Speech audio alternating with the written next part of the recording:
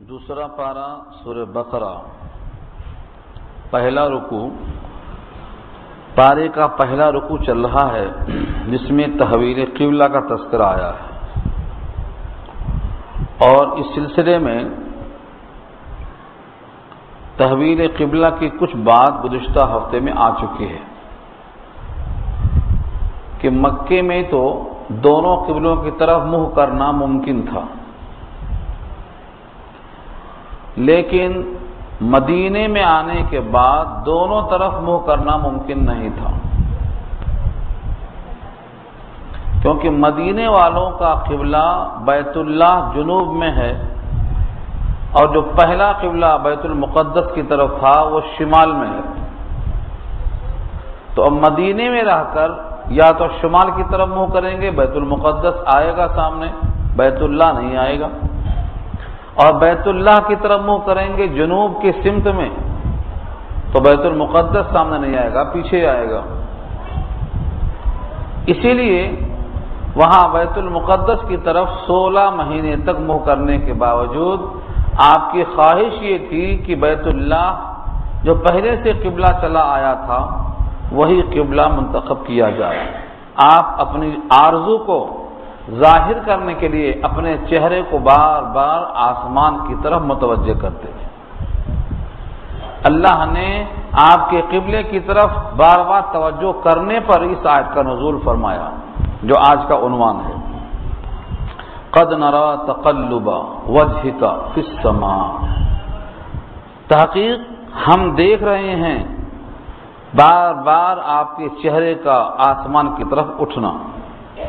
تقلب قلب سے بنا ہے، اور تقلب کے معنی آتے ہیں بار بار مختلف جہت میں متوجہ ہونا۔ آپ کے دل اور آپ کے قلب کی بھی کیفیت یہ ہے کہ قلب یکسو نہیں ہوتا بلکہ بار بار حرکت کرتا ہے۔ تو تقلب وجہ کا آپ کے چہرے کا بار بار اٹھنا آسمان کی سمت میں ہم دیکھ رہے ہیں۔ گویا نبی کریم صلی اللہ علیہ وسلم کی توجہ پر اللہ کی توجہ یہ ہے، ہم دیکھنے والوں کی نظر دیکھ رہے ہیں۔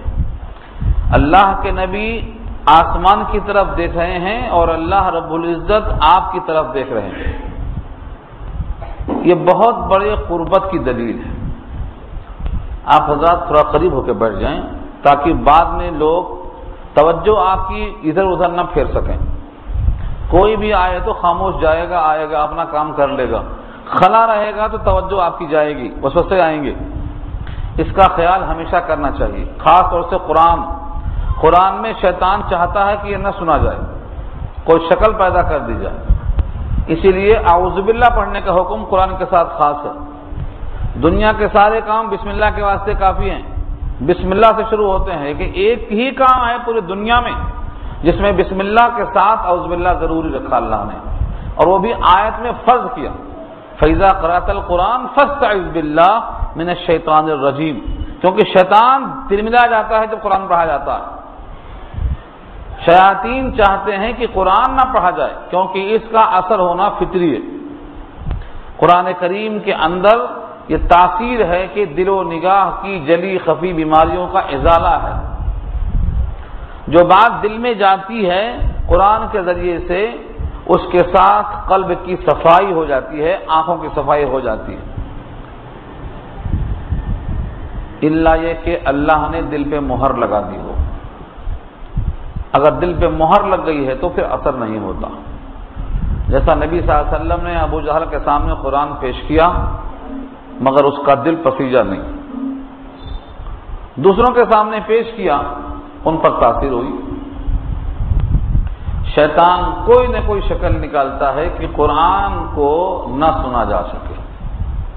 اللہ رب العزت نے قرآن کریم کو پڑھنے کے لیے اعوذ باللہ رکھا۔ خود ثنا کے پہلے اعوذ باللہ نہیں ہے، نماز آپ پڑھتے ہیں تو ثنا سے پہلے اعوذ باللہ نہیں ہے، لیکن ثنا کے بعد جب سورہ فاتحہ شروع کرنا ہے تو اعوذ باللہ بسم اللہ دونوں ہے۔ اعوذ باللہ پہلے ہونا چاہیے ثنا سے نہیں، قرآن کے ساتھ خاص ہو۔ کوئی نعت پڑھ کے اعوذ باللہ نہیں پڑھتا، پڑھنا بھی نہیں چاہیے۔ صرف ایک ہی کام دنیا میں ہے، اعوذ باللہ اس کے ساتھ ہے، وہ ہے قرآن۔ قرآن کریم کے ساتھ یہ خاص تعلق اس واسطے رکھا کہ براہ راست یہ کلام الہی ہے، اس کے ساتھ کفر ٹھہر نہیں سکتا۔ تو نبی کریم صلی اللہ علیہ وسلم کی توجہ جو بار بار جا رہی تھی، اللہ رب العزت اس کو دیکھ رہے ہیں۔ ہم دیکھ رہے ہیں آپ کے چہرے کا بار بار سمت سما میں اٹھنا، فَلَنُوَلِّيَنَّكَ قِبْلَةً تَرْضَاهَا، پس ہم ضرور بھی ضرور آپ کو اسی قبلے کی طرف متوجہ کر دیں گے جس کو آپ پسند فرماتے ہیں، اور وہ ہے بیت اللہ۔ چنانچہ نبی صلی اللہ علیہ وسلم نماز ہی میں تھے، ظہر کی نماز ہو رہی تھی، ایک دم حکم آ گیا کہ ہم اب آپ کو اسی قبلے کی طرف متوجہ کر دیتے ہیں جس کو آپ پسند فرما رہے ہیں۔ تو حالت نماز میں آپ پلٹ گئے۔ اسی واسطے ایک مسجد ہے مدینے میں، اس کا نام ہے مسجد قبلتین۔ ہم نے جا کر دیکھا ہے اس کو، اور ایک بار نہیں 4 بار دیکھا ہے، اور اس کے دیکھنے میں یہی لذت آتی تھی کہ اللہ نے اس مقام پر ایک ایسا حکم دیا کہ سب کے سب پلٹ گئے۔ بخاری نے لکھا ہے یہاں تک کہ جو صفحے اول میں تھے صفحے آخر میں ہو گئے، ایک دم پلٹ گئے، آگے والے پیچھے ہو گئے، اور بالکل یعنی گویا پلٹنا بولے تو جس کو ہم کہتے ہیں اپنے زبان میں، جو جنوب میں چہرہ تھا وہ چہرہ اب جا کر شمال میں ہو گیا، اور شمال کی طرف جو پشتیں تھیں وہ سب کے سب جنوب میں ہو گئیں، ایک دم پلٹ گئے۔ نبی صلی اللہ علیہ وسلم کے لیے یہ بڑا خوشی کا مقام تھا کہ ہماری توجہ اور ہماری رضامندی اللہ کو ایسی مقصود ہوئی کہ نماز کی حالت میں یہ حکم آ گیا۔ اسی واسطے اس کا نام مسجد قبلتین ہے۔ یہاں پر یہ واقعہ اثر میں ظہر میں پیش آیا، یہاں سے کچھ لوگ نماز پڑھ کر نکلے، مسجد قباء کی طرف گئے، وہاں جا کر دیکھا کچھ لوگ پہلے کی طرح نماز پڑھ رہے تھے، انہوں نے باہر سے آواز دیا قسم اللہ کی ہم نے ابھی ابھی قبلہ کو پلٹتے ہوئے خود اپنی آنکھوں سے دیکھا ہے، تو وہاں کے لوگ بھی ان کے اس شہادت پر پلٹ گئے، وہاں اثر میں واقعہ پیش آیا۔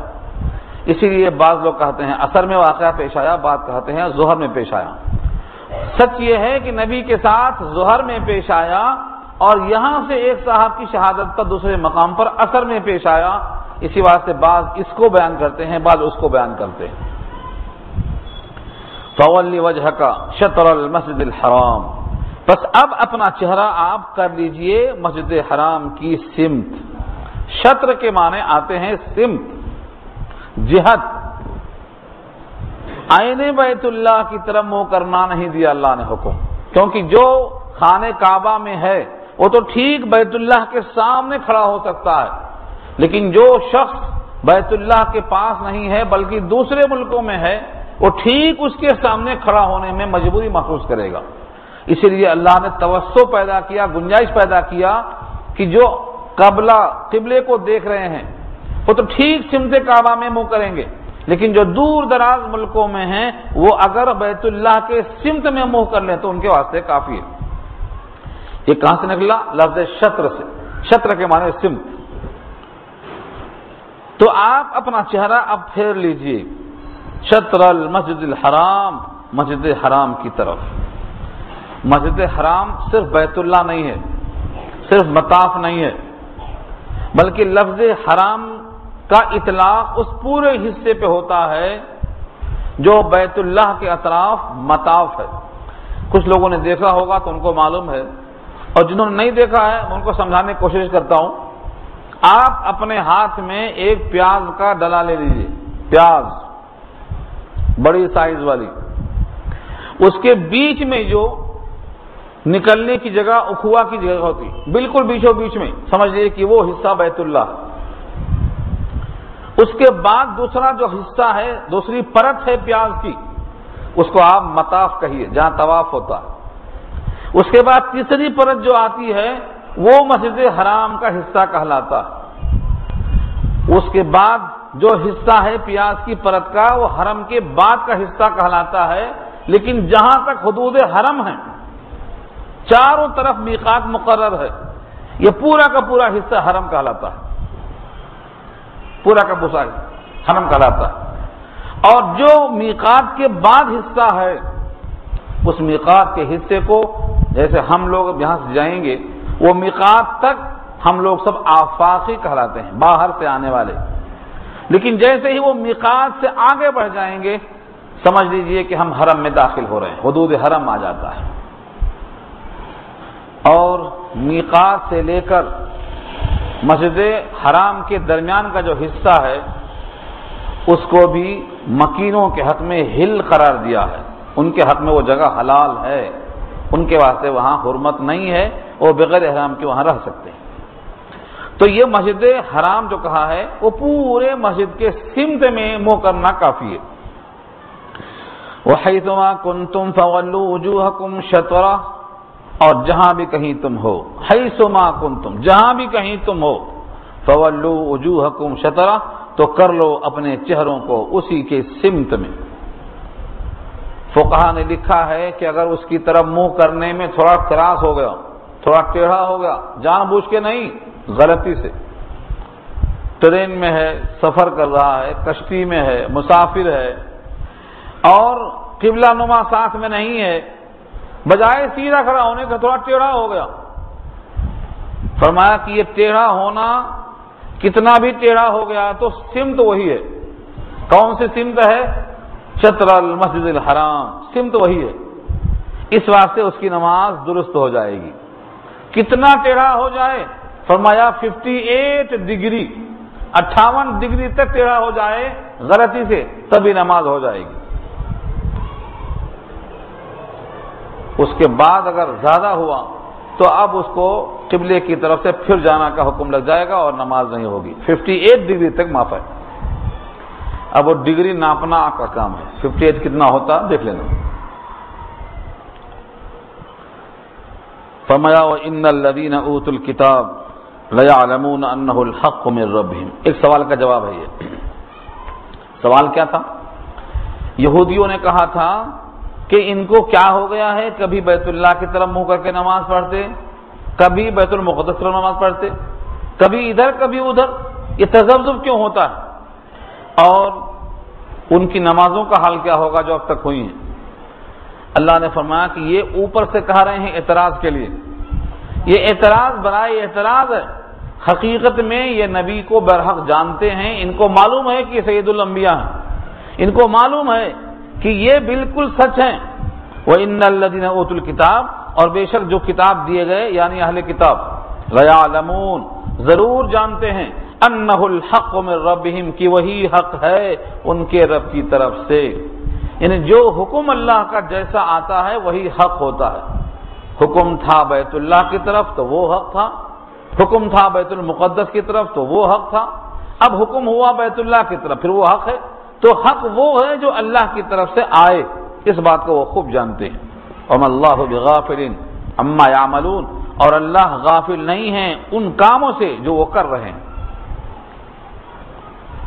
اب رہا سوال یہودیوں کو مطمئن کرنے کا۔ اللہ نے فرمایا کہ یہودی تم سے مطمئن نہیں ہو سکتے، کتنا ہی ان کے حق میں کوشش کر لو وہ آپ کے قبلے کی اتباع نہیں کر سکتے، یعنی آپ چاہیں کہ وہ بیت المقدس کو چھوڑ کر بیت اللہ کو قبلہ بنا لیں تو یہ ان سے امید مت رکھو، وہ کبھی بھی آپ کے قبلے کی اتباع نہیں کریں گے، اور حکم الہی آ جانے کے بعد آپ بھی ان کے قبلے کی اتباع نہیں کریں گے، لہذا ایک دوسرے کی اتباع کرنا مشکل ہے۔ وَلَئِنْ أَتَيْتَ، اور اگر آپ دے دیں کیا؟ نشانیاں، دلائل، حجت، تصدیق۔ وَلَئِنْ أَتَيْتَ الَّذِينَ أُوتُوا الْكِتَابَ بِكُلِّ آیَةٍ، جنہیں کتاب دی گئی ان اہل کتاب کو اگر آپ دلیلیں پیش کریں، کون سی؟ بِكُلِّ آیَةٍ، ہر دلیل، ہر نشانی پیش کر دیں، مَا تَبِعُوا قِبْلَتَكَ، تب بھی وہ آپ کے قبلے کی اتباع نہیں کریں گے، یعنی وہ اتنے ضدی ہر درم ہیں کہ کسی بھی حال میں آپ کے قبلے کی طرف متوجہ نہیں ہوں گے۔ ان کو اپنی ہی منوانا ہے۔ وما انت بتابع قبلتهم، اور آپ بھی نہیں ہیں کہ ان کے قبلہ کی اتباع کریں، کیونکہ آپ کو اللہ کا حکم آنے کے بعد کسی اور کی اتباع کرنے کا کوئی سوال ہی نہیں۔ وما بعضهم بتابع قبلة بعض، اور نہیں ہے ان میں سے بعض کے قبلے کی اتباع کرنے والے، یعنی کوئی فریق دوسرے فریق کے قبلہ کی اتباع کرنے کو تیار نہیں۔ وَلَئِنِ اتَّبَعْتَ أَهْوَاءَهُمْ، اور اگر آپ ان کے خواہش کی اتباع کر لیں، مِن بَعْدِ مَا جَاءَكَ مِنَ الْعِلْمِ، بعد اس کے کہ آپ کے پاس سچا علم آ چکا ہے، اللہ کی طرف سے وحی آ چکی ہے، اللہ کی طرف سے پیغام آ چکا ہے، اگر آپ اس علم کے آ چکنے کے بعد بھی ان کے نفسانی خیالات کو اختیار کر لیں، احواءہم، ہوا و حوث اردو میں استعمال ہے، اسی احوا کو یہاں اللہ نے احواءہم کہا۔ احوا جمع ہے، ہوا واحد ہے، ان کے خواہش کی اگر آپ اتباع کر لیں علم آ جانے کے باوجود، تو نتیجہ کیا ہوگا؟ انک اذا لمن الظالمین، بے شک آپ اس وقت البتہ ہو جائیں گے ظالموں میں سے، کیونکہ اللہ کا حکم آنے کے بعد اب کسی کے خواہش کی اتباع کرنا کسی کے واسطے درست نہیں ہو سکتا۔ اب یہاں ایک اشکال کا جواب یہ ہے، کیا وہ لوگ اتنا حق جانتے تھے، تورات میں دیکھ کر علامتیں جانتے تھے، کیا نبی کے پہچاننے میں غلطی تھی یا واقعتاً ہٹ دھرمی تھی؟ اس کا جواب دیا ہے کہ نہیں، وہ نبی کے پہچاننے میں غلطی نہیں کر رہے تھے۔ سید الانبیاء کو وہ ایسا پہچانتے تھے جیسے کوئی اپنے سگے بیٹے کو پہچانتا ہے، پھر بھی انہوں نے اس بات کا انکار کیوں کیا؟ الذین آتیناہم الکتاب یعرفونہ، بے شک جن کو ہم نے کتاب دی ہے یعنی تورات یا انجیل، یعرفونہ وہ آپ کو پہچانتے تھے، کما یعرفون ابناہم جیسا وہ اپنے بیٹوں کو پہچانتے تھے۔ ابناہم بیٹوں کو پہچاننا، یہاں قرآن کریم کے فصاحت کی طرف توجہ کیجیے آپ۔ یہ بھی تو ہو سکتا ہے کہ وہ ایسا پہچانتے تھے جیسے اپنے باپ کو پہچانتے ہیں، اپنے بیوی کو پہچانتے ہیں، اپنے ماں کو پہچانتے ہیں، اپنے دادا کو پہچانتے ہیں، اپنے خالو کو پہچانتے ہیں۔ یہ سب نہیں کہا، جیسے وہ اپنے بیٹے کو پہچانتے ہیں ایسا نبی کو پہچانتے تھے۔ یہ مبالغے کی انتہا ہے۔ آدمی باپ کو کب سے پہچانتا ہے کہ یہ میرے باپ ہیں؟ کب سے پہچانتا ہے؟ ایک مدت کے بعد پہچاننا شروع کرتا ہے، کیونکہ باپ کا وجود پہلے ہے۔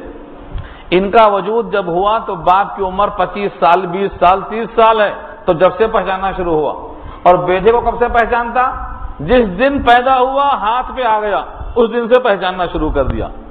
تو بیٹے کو آدمی پہلے دن سے پہچانتا ہے، جسم میں کتنے لچھن ہیں، کتنے داغ ہیں، کتنے دھبے ہیں، کہاں پچکا ہے، کہاں ٹیڑھا ہے، کہاں کیا کرنا ہے، شروع دن سے جسم کے ایک ایک پارٹ سے واقف ہوتا ہے۔ تو تشبیہ دیکھو، جیسا یہ اپنے بیٹوں کو پہچانتے ہیں ایسا نبی کو پہچانتے ہیں، یعنی ماننے میں پہچاننے میں کوئی قسم سے کوئی اشتباہ نہیں ہے، پھر بھی یہ نہیں مانتے ہیں، ان کے ہر دھرمی اور ضد ہے۔ اللہ نے تشبیہ میں بیٹوں کو رکھا۔ الذین آتیناہم الکتاب یعرفونہ، جن کو ہم نے کتاب دی ہے وہ آپ کو پہچانتے ہیں جیسا پہچانتے ہیں اپنے بیٹوں کو۔ وَإِنَّ فَرِيقًا مِّنْهُمْ لَيَكْتُمُونَ الْحَقَّ وَهُمْ يَعْلَمُونَ، اور بے شک ایک فریق ان میں سے البتہ وہ حق کو چھپاتے ہیں حالانکہ وہ جانتے ہیں، یعنی جانتے بوجھتے وہ حق کو چھپاتے ہیں۔ اس سے مراد یہودیوں کا ایک طبقہ ہے، ان کو ہر چیز معلوم ہے، تورات میں کیا لکھا ہے علامات دیکھ کر پہچانتے، مگر ایک فریق ان میں سے مسلسل چھپاتے تھے حق کو، حالانکہ حق چھپانے کا جرم سزا ان کو خوب معلوم تھی۔ حدیث میں آتا ہے جو شخص حق کو چھپائے گا بعد اس کے کہ اس کو حق معلوم تھا اور اس سے پوچھا گیا پھر بھی چھپایا، تو قیامت میں اس کے منہ میں آگ کی لگام لگائی جائے گی. من سئل عن علم وهو يعلمه فكتمه الجم برجام من النار. کوئی پوچھا گیا اور اس کو وہ چیز معلوم ہے پھر بھی حق چھپایا تو قیامت میں اس کے منہ میں آگ کی لگام لگائی جائے گی کہ تم نے حق کو چھپایا کیوں. حق چھپانے والوں پر اللہ نے خود لعنت فرمایا ہے. ابھی چوتھے رکوع میں وہ آیت آ رہی ہے اسی پارے میں اور اسی صورت میں کہ جو لوگ حق کو چھپاتے ہیں حق چھپانے کے الزام میں ان کے اوپر اللہ کی لعنت ہے. آیت نمبر 159 میں آ رہا یہ مضمون.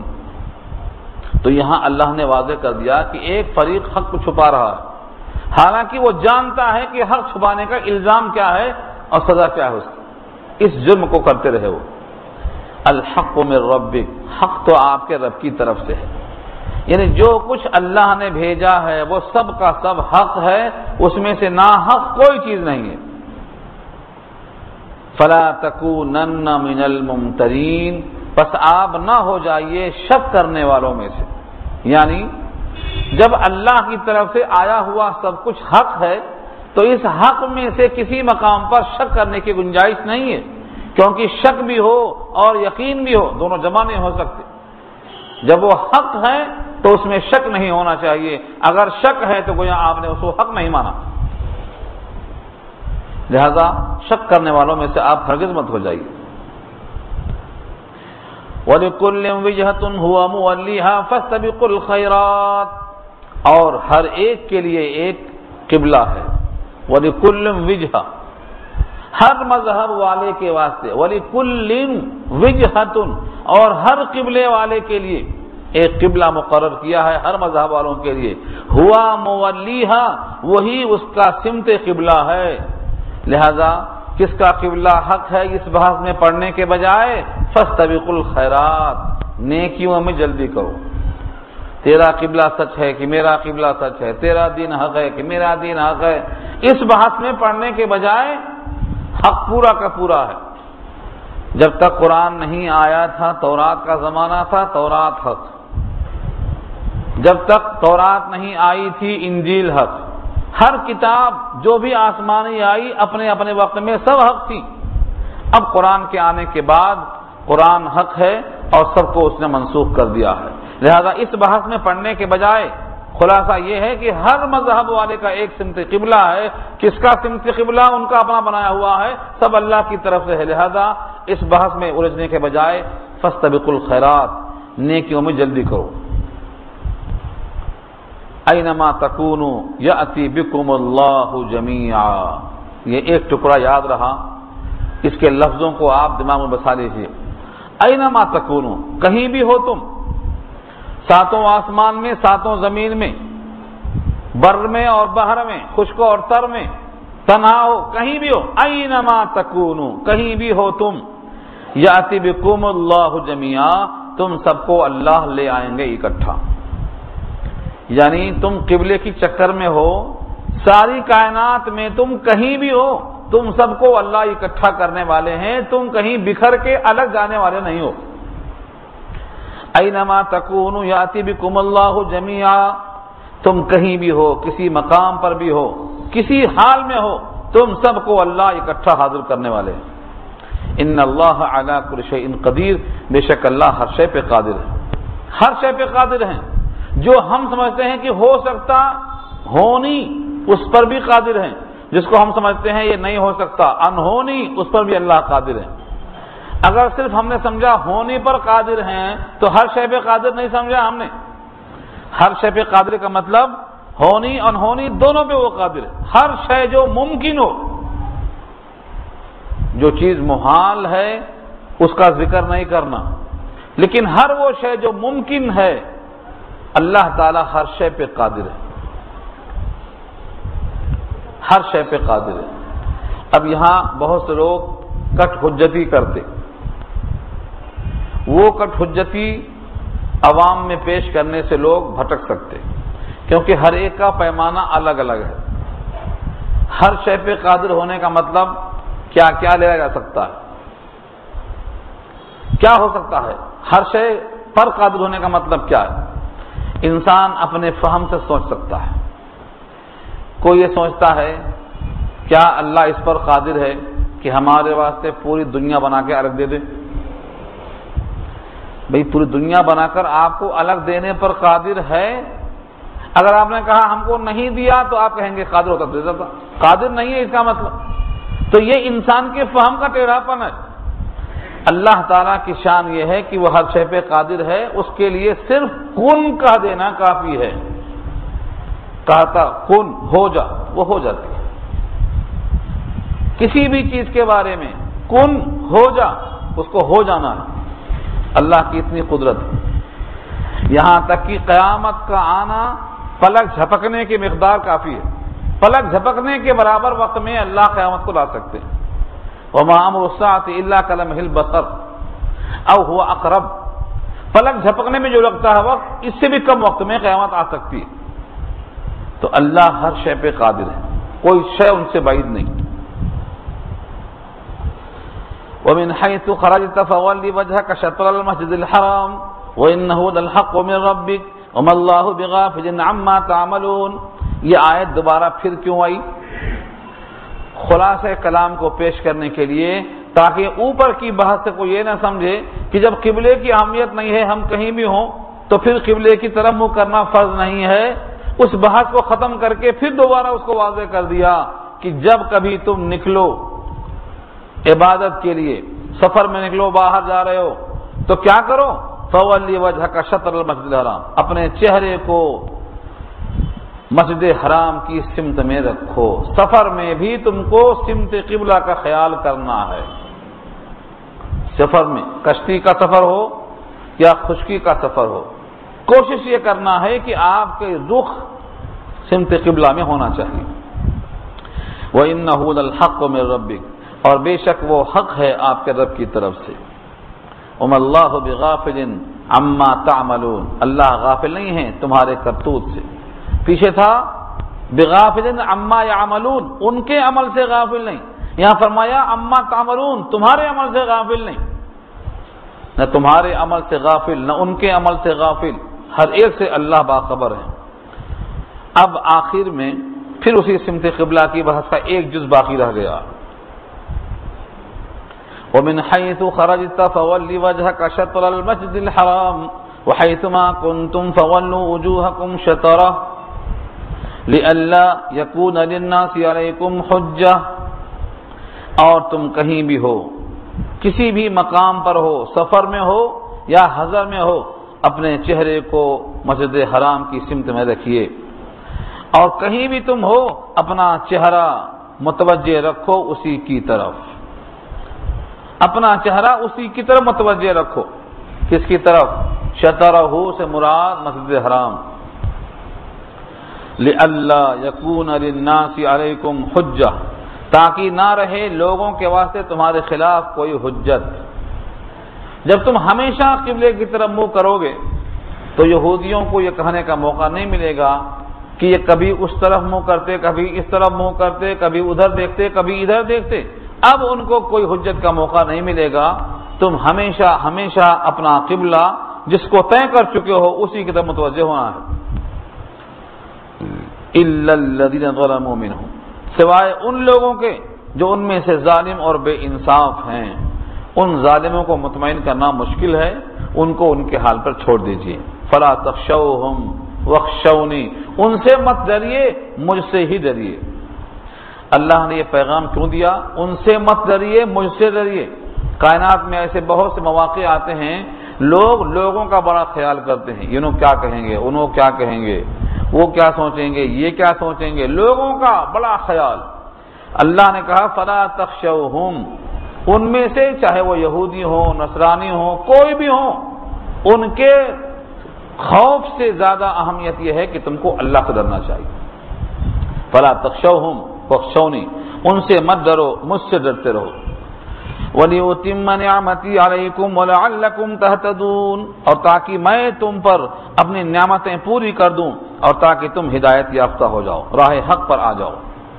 یعنی قبلے کا تعین کرنا اور تمہیں حجت دے دینا یہ اپنے نعمت کا اتمام ہے، اور تاکہ تم صراط مستقیم پر گامزن رہو۔ تہتدون سے وہی ہدایت ہے، صراط مستقیم پر چلتے رہو، کیونکہ سمت قبلہ سارے کائنات کے انسانوں کو ایک طرف متوجہ کرنے کے واسطے مقرر کیا گیا ہے تاکہ اس پر سب لوگ یکسو ہو کر چلتے جائیں۔ اب یہاں سے سمت قبلہ کی بحث کرنے کے بجائے نبی صلی اللہ علیہ وسلم کو دنیا میں بھیجنے کا جو مقصد تھا یہ بالکل انوکھا نہیں تھا، بلکہ ساری کائنات میں جتنے انبیاء کرام آئے ہیں ان کی ایک آخری اور مکمل کڑی تھی نبوت کو پورا کرنے کے لیے۔ کما ارسلنا فیکم رسولا منکم، جس طرح ہم نے بھیجا تم میں ایک عظیم الشان رسول تمہیں میں سے، یتلو علیکم آیاتنا، تاکہ وہ تم پر تلاوت کریں ہماری آیتیں، وَيُزَكِّيكُمْ، اور تمہارا تزکیہ کریں، وَيُعَلِّمُكُمُ الْكِتَابَ، اور تم کو کتاب کی تعلیم دیتے رہیں، وَالْحِكْمَةَ، اور حکمت کو سکھاتے رہیں، وَيُعَلِّمُكُمْ مَا لَمْ تَكُونُوا تَعْلَمُونَ، اور تم کو سکھائیں وہ تمام باتیں جو تم جانتے نہ تھے۔ اس آیت میں کیا کیا باتیں آئیں؟ جس طرح سے اللہ تعالی نے تمہارے درمیان ایک رسول کو بھیجا، ان کے ذریعے سے 3 کام تم تک پہنچتے گئے۔ نمبر 1، آیتوں کی تلاوت کرنا۔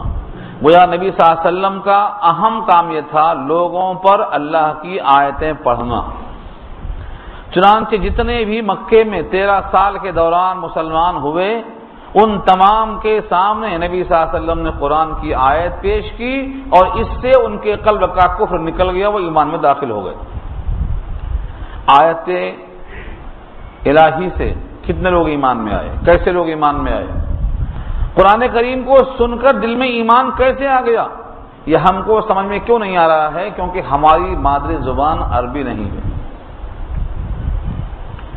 نبی صلی اللہ علیہ وسلم کے سامنے کیسا ہی بگڑا ہوا آدمی آتا اور آپ قرآن سناتے تو قرآن کی آیتوں سے اس کے اندر کا کفر پگھل کے نکل جاتا اور وہ سیدھا اسلام میں داخل ہو جاتا۔ ایک مشہور واقعہ ہے عمر بن طفیل دوسی کا، مشہور واقعہ ہے۔ سورہ حامیم السجدہ کی آیتیں نبی صلی اللہ علیہ وسلم نے ان کو پڑھ کے سنایا۔ پہلے تو وہ موڈ بنا کے آئے تھے، کیونکہ پورے مکے کے اطراف کافروں نے کہہ رکھا تھا کہ دیکھو ایک صاحب ہیں جو دین آبائی سے لوگوں کو پھیر دیتے ہیں، ان کے پاس نہیں جانا۔ یہ لوگوں کا چرچا اور رغبت کا ذریعہ بن گیا، جو بھی آتا ان کو اطلاع مل جاتی، ان کی خواہش ہوتی کہ چلو دیکھیں گے۔ اس میں ایک یہ بھی تھے عمر بن طفیل، دل میں خیال تھا کہ آخر ہم بھی تو انسان ہیں، وہ بھی انسان ہیں، ہم بھی عرب ہیں، وہ بھی عرب ہیں، ہم بھی خطیب ہیں، وہ بھی خطیب ہیں، ہم بھی فصیح ہیں، وہ بھی فصیح ہیں، اتنی بزدلی بھی کیا چھائی ہے کہ ہم ان کو دیکھیں نہ، بات نہ کریں، سنیں نہ۔ یہ دل میں خیال لے کے بیت اللہ میں داخل ہوئے، پہلی نگاہ آپ پہ پڑی، سمجھ گئے ہو نہ ہو یہی ہیں جن کے بارے میں مجھے کہا گیا۔ طواف شروع کیا اور دل میں یہ خیال تھا کہ ہم بزدل ہیں اور وہ بہادر ہیں، وہ تو بیٹھے ہیں سنانے کے لیے اور ہم سننے کے لائق نہیں ہیں، کیسی بزدلی ہے۔ عرب لوگ بزدلی سے بہت شرماتے تھے، بڑی آر ہو گئی ان کو، مشکل سے کچھ چکر لگائے تھے، آ کر بیٹھ گئے، کہا سنا ہے کچھ آپ کلام پیش کرتے ہیں؟ کہا ہاں آپ بھی سنیے۔ سورہ حامیم مستضع کی آیتیں پڑھنے لگے، پڑھتے پڑھتے جب پہنچ گئے فَإِنْ أَعْرَضُوا فَقُلْ أَنذَرْتُكُمْ صَاعِقَةً مِثْلَ صَاعِقَةِ عَادٍ وَثَمُودَ، اگر تم نے اس حق کا انکار کیا تو میں تم کو وارننگ دیتا ہوں اس بجلی اور چمک کی جو قوم سمود پر اور عاد پر آئی تھی اللہ کی طرف سے۔ اہل عرب واقف تھے، سمود تباہ ہوئے، عاد تباہ ہوئے، فرعون پر عذاب آیا، اہل عرب اس سے واقف تھے۔ فوراً اس نے منہ پہ ہاتھ رکھ دیا، کہا بس کرو، حسبک حسبک۔ نبی صلی اللہ علیہ وسلم کے چہرے پہ ہاتھ رکھا، بس۔ جب دیکھا آپ نے تو آنسوؤں سے آنکھیں بہہ رہی تھیں اور ان کا کفر پگھل چکا تھا۔ تھوڑی دیر میں وہ اسلام میں داخل ہو گئے اور اسی پیغام کو لے کر اپنے گھر لوٹے، پورے قبیلے کو اسلام میں داخل کرنے کا سبب بن گئے۔ ہم سمجھتے ہیں کہ قرآن پڑھنے سے کیا ہوتا؟ کافر کا کفر اگر پگھل سکتا ہے تو جس کے اندر پہلے سے ایمان ہے اس کے ایمان میں شائننگ اور چمک کیوں نہیں آ سکتی؟ بس قرآن کریم کو سمجھ کر پڑھنا یہ زیادہ ضروری ہے. کم سے کم صحیح پڑھنا، صحیح پڑھنے کی کوشش تو کرنا. ہم نہیں پڑھ سکتے پہلے سے سرنڈر ہو گئے، یہ غلط ہے. ہم پڑھ سکتے کیونکہ ہمارے ہی واسطے نازل ہوا ہے، اور اگر ہم نے کوشش کی اور نہیں بھی پڑھ سکے تب بھی ہم کو پڑھنے کا اجر مل جائے گا.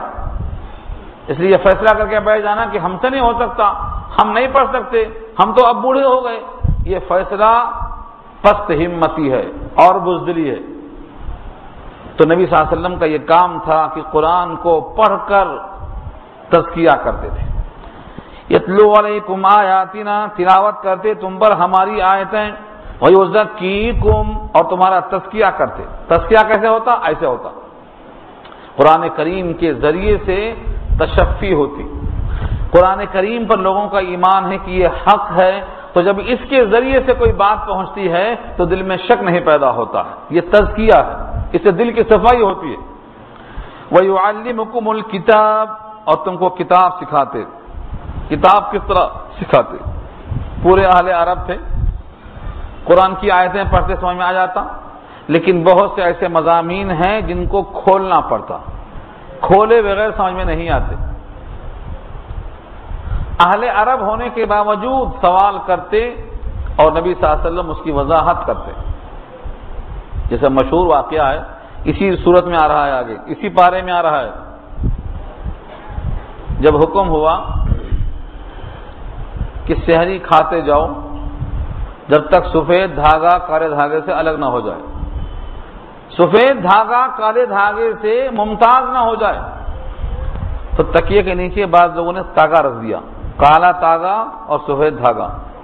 کھاتے رہے، جب دکھائی دیتا کہ ہاں یہ سفید معلوم ہو رہا ہے، کالا معلوم ہو رہا ہے، تو کھانا بند کر دیا. جب یہ بات پہنچی نبی صلی اللہ علیہ وسلم تک تو آپ نے کہا سفید دھاگے سے مراد صبح صادق ہے اور کالے دھاگے سے مراد صبح کاذب ہے. جب سفید روشنی طلوع ہو جاتی ہے صبح کاذب کی، اس وقت تم کو کھانا بند کر دینا چاہیے. دھاگے سے مراد صبح صادق کا ہے خطہ. یہ دھاگے سے مراد صبح صادق کی روشنی ہے، کون بتائے گا؟ یہ نبی کا کام ہے، اس کا نام ہے تعلیم کتاب. تو اہل عرب ہونے کے باوجود قرآن کریم میں تبین کی وضاحت کی ضرورت صحابہ کو پڑی. آج اردو کا ترجمہ دیکھ کر لوگ بولتے ہیں ہمیں کتاب کافی ہے، ہمیں کسی معلم کی ضرورت نہیں.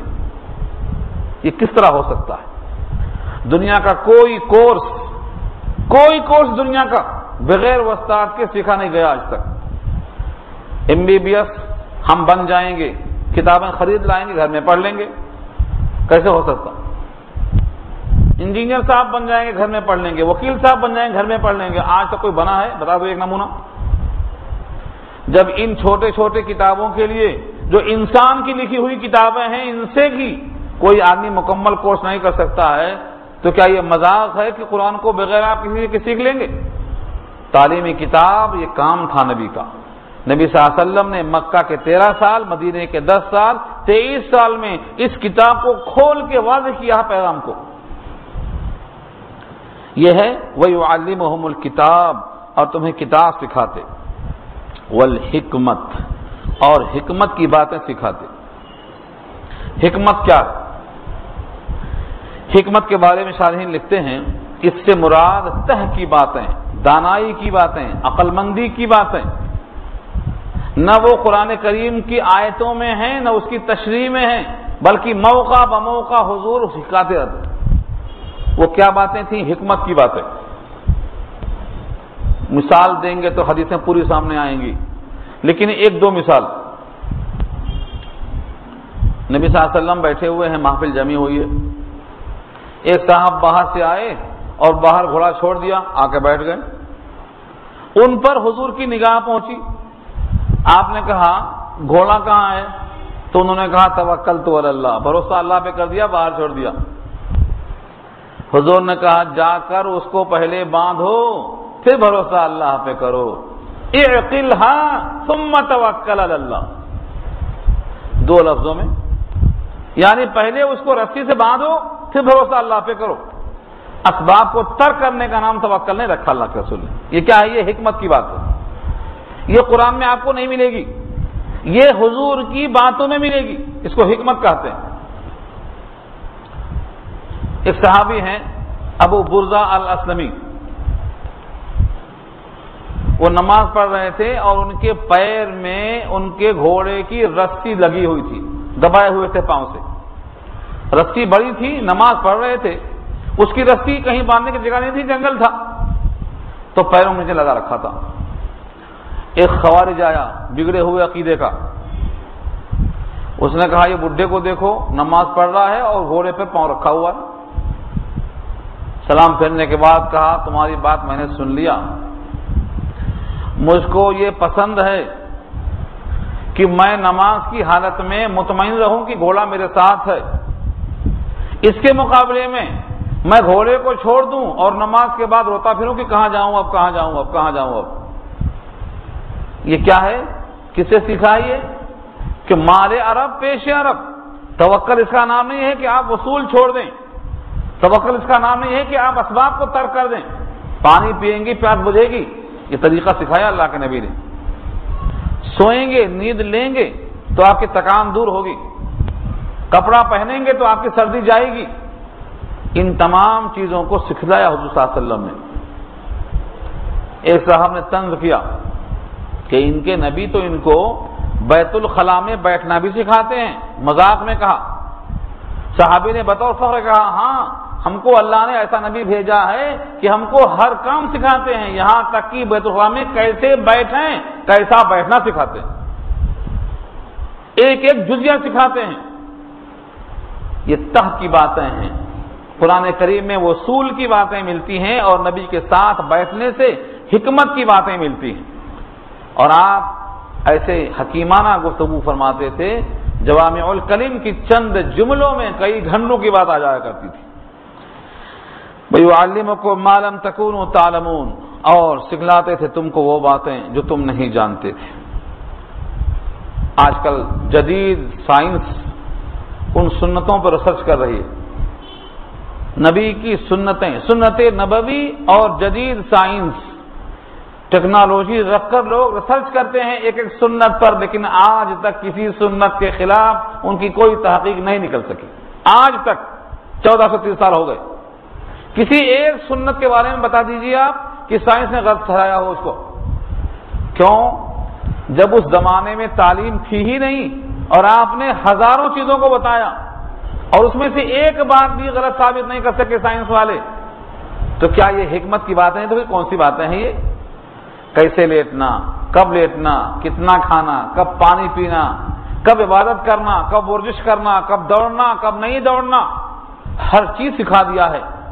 کیا کھیل کھیلنا، کون سا کھیل نہیں کھیلنا، کیا چھوڑا ہے نبی نے، ہر چیز کو واضح کر دیا ہے۔ یہ ہے وہ چیزیں جو تم نہیں جانتے، سب سکھایا تم کو۔ آخر میں فرمایا فاذکرونی اذکرکم واشکرونی ولا تکفرون، تم میری یاد کرو میں تمہاری یاد رکھوں گا۔ فاذکرونی، تم مجھے یاد رکھو، یعنی میری ان نعمتوں کو یاد رکھو کہ تم کو کتاب دیا، رسول کے ذریعے تم کو کتاب کی تعلیم دی، حکمت کی تعلیم دی، کتاب کی تعلیم دی، یہ سب میری نعمتیں ہیں، ان نعمتوں کے ذریعے سے تم مجھے یاد رکھو۔ اذکرکم، میں تمہاری یاد رکھوں گا۔ واشکروا لی، اور میرا شکر ادا کرو، میری نعمتوں کا شکرانہ ادا کرو۔ ولا تکفرون، نا شکری مت کرو۔ جو بندہ شکر کرے گا نعمتوں میں اضافہ ہوگا۔ جب بندہ اللہ کو یاد کرتا ہے تو اللہ بھی اس بندے کو یاد کرتے ہیں۔ مجذوب شاعر کہتا ہے ذکر میرا مجھ سے بہتر ہے کہ اس محفل میں ہے، میں اس محفل میں ہوں اور میری یاد اس محفل میں ہے، میں فرش پہ ہوں اور وہ عرش پہ ہے۔ جب تم مجھے یاد کرتے ہو تنہائی میں تو میں تم کو تنہائی میں یاد کرتا ہوں، اور جب تم مجھے یاد کرتے ہو محفل میں تو میں تم کو اس سے بہتر محفل میں فرشتوں میں یاد کرتا ہوں۔ تم میرے پاس چل کے آتے ہو، میں دوڑ کے آتا ہوں۔ تم ایک بارش آتے ہو تو میں ایک ہاتھ آتا ہوں، تم ایک ہاتھ آتے ہو تو میں ایک با آتا ہوں، یہاں تک کہ تم اور میں اتنے قریب ہو جاتے ہیں کہ تم میری آنکھ سے دیکھتے ہو، میرے کان سے سنتے ہو، میرے ہاتھ سے پکڑتے ہو۔ یہ قربت اللہ فرماتے ہیں۔ تو بندہ اللہ سے جب قریب ہوگا، اللہ کو یاد کرے گا تو اللہ کی یاد کا حقدار بنے گا۔ اس لیے اللہ سے غفلت بندے کو گھاٹا ہے، اللہ کی یاد میں فائدہ ہی فائدہ ہے۔ وقت ہو گیا ہے، دعا